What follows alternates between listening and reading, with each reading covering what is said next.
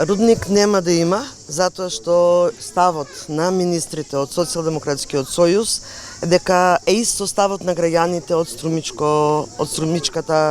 општина и општините кои што се околу Струмица, односно Ново село, Босилово и Василево. Гласањето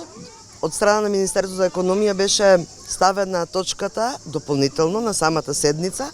и вообичаено кога имаме дополнителни точки, образложението што го дава министерот кој што е надлежен за одреден ресор е образложение на кој што ние се подпираме и затоа ја гласавме точката, меѓутоа на утрешната седница ќе имаме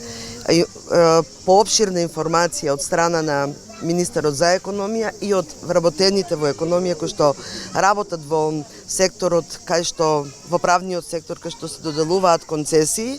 за да ни образложат сите судски одлуки, сите дополнителни документи што ги имаат издадено и утре ќе ја преиспитуваме одлуката за спојување на концесиите. А да ги подсетиме и новинарите и граѓаните, оваа концесија беше дозволена од времето на кога владата ја предводеше ВМРО, кога Никола Груевски беше председател на владата, а кога Мицковски беше советник. Концесијата за експлоатација на руда е дадена во времето на ВМРО, а истовремено општината Ново село и општината Босилово, кои што тогаш беа соградначалници од ВМРО, ја потврди одлуката на